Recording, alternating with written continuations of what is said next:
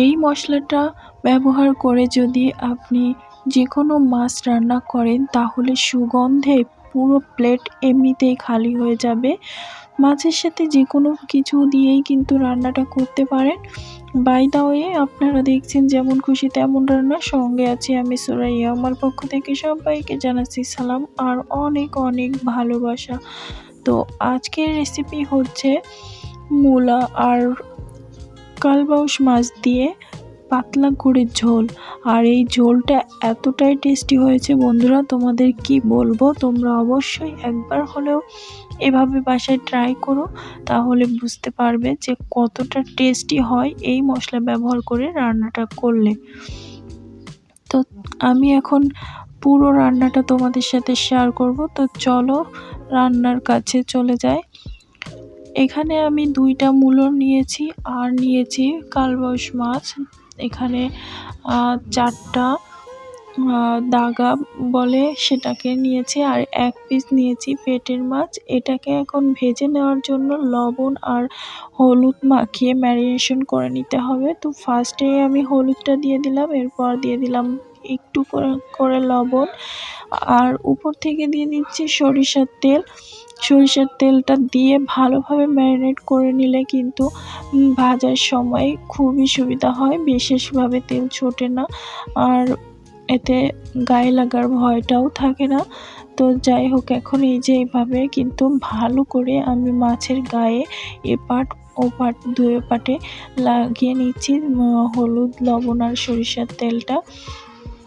এরপরে চলে যাব মাছগুলো ভাজার জন্য। তোমরা চাইলে এখানে 5 থেকে 10 মিনিট ম্যারিনেট করে নিতে পারো, আর হাতে কম সময় যদি থাকে তাহলে দরকার নেই। আমি এখনই এটাকে ভাজার জন্য চলে যাচ্ছি কড়াইয়ে। তো কড়াইয়ে কিন্তু আগেই তেলটা গরম বসিয়ে দিয়েছি, আর এই গরম তেলের মধ্যে দিয়ে দিচ্ছি আমি রুই মাছগুলো, কালবাউস মাছগুলো। তো মাছগুলো এইভাবে দিয়ে দিচ্ছি। এখানে 3টা মাছ ধরছে আমার, যেহেতু একটু ছোট কড়াইটা। আর এদিকে দেখো আমি মূলাগুলোকে কেটে নিচ্ছি। 2টো মূলা নিয়েছি, তোমরা তোমাদের পরিমাণ মতো বাড়িয়ে কমেও নিতে পারো, কোনো সমস্যা নেই। তো এই যে ভালোভাবে কিন্তু মূলাগুলোকে পরিষ্কার করে নেবে বন্ধুরা আগে, কেননা এই মূলার গায়ে কিন্তু অনেক ময়লা থাকে, যেহেতু এটা মাটির নিচে হয় এই কারণে। তো আমি আগে কিন্তু পানি দিয়ে ভালো করে ধুয়ে পরিষ্কার করে নিয়ে এখন খোলাগুলো ছাড়িয়ে নিয়ে এই যে এইভাবে কেটে নিচ্ছি একটু মোটা মোটা করে।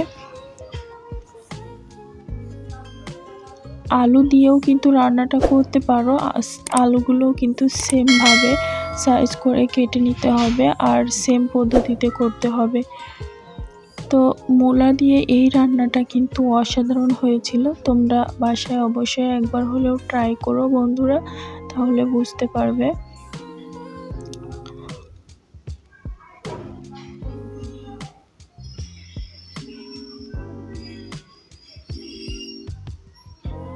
তো বন্ধুরা, তোমাদের কাছে ছোট্ট একটা রিকোয়েস্ট, অবশ্যই ভিডিওটা শুরু করার প্রথমে একটা লাইক দিয়ে কন্টিনিউ করো। অনেকেই আছো ভিডিও দেখো বা লাইক দিতে ভুলে যাও। যাই হোক, মাছটাকে আমি কিন্তু উল্টে দিচ্ছি, উল্টে দিয়ে লাল লাল করে ভেজে নেব উল্টে পাল্টে। তবে অতিরিক্ত কড়া ভাজা করব না, হালকা করেই ভাজাটা করব। মাছটা যদি অতিরিক্ত ভাজা হয় তাহলে কিন্তু ঝোলের ভিতরে দিলে মাছটা ঝোলের ভিতরে ভালোভাবে মিশবে না, এই কারণে অতিরিক্ত ভাজবো না, হালকা করে ভেজে নেব। তো এক সাইড হয়ে গেছে আমার, আমি উল্টে দিচ্ছি। আর এই যে মাছটা কিন্তু হয়ে গেছে, এই পেটির মাছটা। তো পেটির মাছটা কিন্তু উঠিয়ে নেব এখন। মাছটা ছোট ছিল পেটির মাছটার কারণে তাড়াতাড়ি হয়ে গেছে। মাছটা কিন্তু অনেকটাই বড় ছিল, জানি না ক্যামেরায় কতটা বড় দেখা যাচ্ছে। তো এই যে খালি জায়গাটায় বাকি যে 2টা মাছ ছিল সেটাও দিয়ে দিচ্ছি, দিয়ে আমি ভেজে নেব। তো তোমরা যারা আছো মূলা খেতে পছন্দ করো না, আজ একবার এইভাবে পুরো ভিডিওটা দেখে কিন্তু বাসায় ট্রাই করো, তারপর বলো যে মূলা আর কখনো খাবে কিনা। তো তো এই যে মাছ এটাও ভাজা হয়ে গেছে, আমি উঠিয়ে নিচ্ছি। মূলার একটা বাজে স্মেল থাকে, তো যখন জালি থাকে তখন এই স্মেলটা অত বেশি বোঝা যায় না, কিন্তু একটু বতি হয়ে গেলে বোঝা যায়। তো আজকে আমি যে টেকনিকটা ফলো করে রান্নাটা করব, তোমরা এভাবে রান্না করলে জালি মূলা হোক আর একটু বয়স্ক মূলা হোক, কোনোটাতেই আর কিন্তু গন্ধ পাবে না। তো কথা বলতে বলতে মাছগুলো ভেজে নেওয়া হয়ে গেছে, আর ওই একই তেলের ভিতরে কিন্তু আমি মূলাগুলোকে ভেজে নিচ্ছি। এই মূলাগুলোকে ভেজে নেওয়ার কারণে মূলার যে একটা গন্ধ থাকে সেটা কিন্তু ভ্যানিশ হয়ে যাবে। তো আমি মূলাটাকে কিন্তু 3 থেকে 4 মিনিট মতো এভাবে নাড়িয়ে চাড়িয়ে ভেজে নেব। আর এখানে কিন্তু আমি লবণ হলুদ দিচ্ছি না, কেননা মাছ মাখিয়ে রেখেছিলাম, সেই লবণ হলুদের ভিতরে কিন্তু আমি মূলাটাকেও মাখিয়ে নিয়েছিলাম। এই কারণে বেশি দেওয়ার প্রয়োজন নেই। তার 3 থেকে 4 মিনিট পর আমি মূলাগুলোকে উঠিয়ে নিচ্ছি। তো এই ভাজার সময় দেখবে বন্ধুরা, খুব বাজে একটা গন্ধ ছড়ায়। তো গন্ধটা কিন্তু কিছু সময় ভেজে নিলে আর থাকে না। তো তরকারিটা রান্না করলে কিন্তু এই মূলার গন্ধটা আর পাবে না। তাই এভাবে একটুখানি ভেজে নেবে যদি তরকারিটা টেস্টি করতে চাও। তো দেখো মাছ আর মূলা ভাজা হয়ে গেছে। এখন ওই যে তেলটুকু ছিল ওর ভিতর দিয়ে দিলাম পেঁয়াজ কুচি।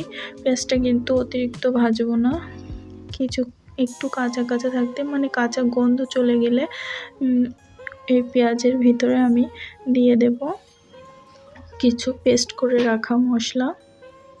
তো 1-1.5 মিনিটের মতো পেঁয়াজটা ভেজে নিলাম। এরপর দিয়ে দিচ্ছি সেই মশলাটা। এখানে আছে কাঁচা আর শুকনো মরিচের পেস্ট, রসুন, আদা পেস্ট। তবে কাঁচা আর শুকনো মরিচ দিলে কিন্তু কালারের সাথে সাথে দারুণ একটা ফ্লেভার পাওয়া যায়। তোমরা এভাবে দিয়ে দেখতে পারো, আর যদি তোমরা চাও যে কোনো একটা মরিচ ইউজ করে রান্না করবে সেটাও করতে পারো। তো দেখো একটু নেড়েচেড়ে নিয়ে অল্প করে পানি দিয়ে তার ভিতর দিয়ে দিচ্ছি টমেটো কুচি একটা। তোমরা চাইলে টমেটোটা পিউরি করে দিতে পারো, তবে অতিরিক্ত পাকা টমেটো হলে কিন্তু পিউরি করার কোনো দরকার নেই। এভাবেই দিলে ভালোভাবে ঝোলের সাথে মিশে যাবে আর গ্রেভিটা কিন্তু অনেক টেস্টি হবে। তো এখন গুঁড়া মশলার ভিতর দিয়ে দিচ্ছি হলুদের গুঁড়া, পরিমাণ মতো লবণ। তো দিয়ে এখন মশলাটাকে আমি কষিয়ে নেব, তবে অতিরিক্ত কষাবো না, যেহেতু আমি কাঁচামরিচ ব্যবহার করেছি এখানে, তাই অনেক বেশি কষানোর দরকার নেই। এই হাতে রাখা 3 মিনিটের মতো এটাকে কষিয়ে নিলেই কিন্তু হয়ে যাবে। মানে ঝোলটা থেকে যে তেলটা বেরোবে, মানে মশলা থেকে তেলটা হালকা হালকা ছাড়তে শুরু করলে, এই পর্যায়ে আসলে মূলাগুলো দিয়ে দিলেই হবে। তো এই পর্যায়ে আমি মূলাগুলো দিয়ে দিচ্ছি। তো মূলাগুলো দিয়ে মশলার সাথে কিন্তু একটু কষিয়ে নেব। কষিয়ে নেওয়া বলতে ভালোভাবে মাখিয়ে নেব। যেহেতু মূলাটা আমার ভেজে নেওয়া, সেহেতু অতিরিক্ত রান্নাও করতে হবে না। শুধু ঝোলটাকে কতটা রাখবে তার উপর ডিপেন্ড করে ঝোল দিলেই হয়ে যাবে। তো এই রান্নার ঝোলটা কিন্তু পাতলা হলে বেশি মজা হয়, তাই ঝোলের পরিমাণটা একটু বাড়িয়ে দেব যাতে পাতলা পাতলা হয়। তোমরা কিন্তু চাইলে এখানে একটু কুমড়োর বড়িও ব্যবহার করতে পারো, তাতে স্বাদটা আরও দ্বিগুণ হয়ে যাবে। আর এখন আমি দিয়ে দিচ্ছি পানি। তো এখনও কিন্তু রান্না কমপ্লিট হয়নি, আসল যে মশলা সেটাই কিন্তু তৈরি করা হয়নি বন্ধুরা। তো এই পানিটা দিয়ে পানির পরিমাণটা ঠিক করে নিয়ে তারপর মশলাটা তৈরি করার জন্য চলে যাব। তো দেখো, যেহেতু আমি ঝোলটা বেশি রাখবো, তাই একটু পানি বেশি দিয়ে দিচ্ছি। আর এদিকে মশলাটা তৈরি করার জন্য এখানে নিয়েছি সাদা সরিষা আর জিরা, একটা শুকনো মরিচ নিয়ে নিচ্ছি, কয়েকটা গোলমরিচ, আর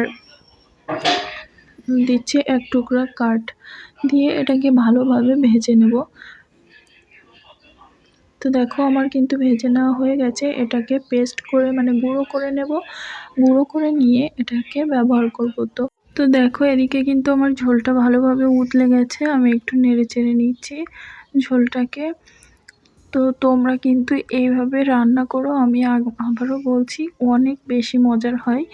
না রান্না করে খেলে বুঝতেই পারবেন না। তো এই পর্যায়ে আমি ভেজে রাখা মাছগুলো কিন্তু দিয়ে দেব। তো তার আগে আমি মশলাটা ব্যবহার করছি। মশলাটা এমনভাবে গুঁড়া করতে হবে যাতে অতিরিক্ত গুঁড়া না হয়। এই আদা বাটার থেকে একটুখানি বেশি হবে, এরকম আসলেই নামিয়ে নিয়ে কিন্তু ঝোলের ভিতরটা দিয়ে দিতে হবে। এরপর মাছগুলো ঢেলে দিতে হবে। তো এই মাছগুলো দেওয়ার পরে আমি 3 থেকে 4 মিনিট এটাকে হাই ফ্লেমে ফুটিয়ে নেব। তারপর কিন্তু বাকি মশলাটা অ্যাড করব। তো দেখো এই যে দিয়ে দিলাম মাছগুলো। তো কালারটা দেখে বুঝতে পারছো বন্ধুরা কতটা লোভনীয় হয়েছে। খেতেও কিন্তু দুর্দান্ত হয়েছিল। আমি খাওয়া দাওয়ার পরে তোমাদেরকে ভয়েস দিচ্ছি। তো দেখো এই যে ফুটে উঠেছে মশলাগুলো। এরপর এই যে উপর থেকে আমি একটা করে টমেটো দিয়ে দিচ্ছি কেটে এভাবে। এই টমেটোটা কিন্তু গ্রেভির সাথে মিশবে না, শুধুমাত্র আস্ত থাকবে যাতে ভাতের সাথে মাখিয়ে খেতে অসাধারণ লাগে। তো তোমরা কিন্তু এই পর্যায়ে ধনিয়া পাতাটা অ্যাড করতে পারো। আমার ধনিয়া পাতাটা ছিল না তাই স্কিপ করছি। ধনিয়া পাতার ফ্লেভারটাও কিন্তু দারুণ আসবে তরকারির ভিতরে। তো এই যে আমি ঝোলটা কিন্তু পাতলা রেখেছি, তোমাদের আগেই বলেছিলাম। আর দেখো মূলাগুলো কিন্তু দারুণভাবে বয়েল হয়ে গেছে। তো ঝোলটাও আমি চেখে দেখেছি কিন্তু বন্ধুরা দারুণ গন্ধে ভরপুর একটা ঝোল। তো এই যে এভাবে টমেটো দেওয়ার পরে আরও 5 মিনিট মতো হাই ফ্লেমে আমি এটাকে কুক করে নেব। তো 5 মিনিট পর আমি কিন্তু গ্যাসের ফ্লেমটা অফ করে দিয়েছি, তোমরা দেখেই বুঝতে পারছো। আর এইভাবে 7 মিনিটের মতো রেখে দিয়ে পরিবেশন করে নেব এই রান্নাটা। তোমরা কিন্তু যে কোনো বড় মাছ দিয়ে এই রান্নাটা করতে পারো। তো আমার ভিডিওটি যদি তোমাদের ভালো লেগে থাকে তাহলে চ্যানেলটিকে সাবস্ক্রাইব করো, লাইক কমেন্ট শেয়ার করে আমার সাথেই থেকো। তো এখন গরম গরম ভাতের সাথে কিন্তু এই রেসিপিটা দারুণ যায়। সবাই ভালো থাকবে, সুস্থ থাকবে। আল্লাহ হাফেজ।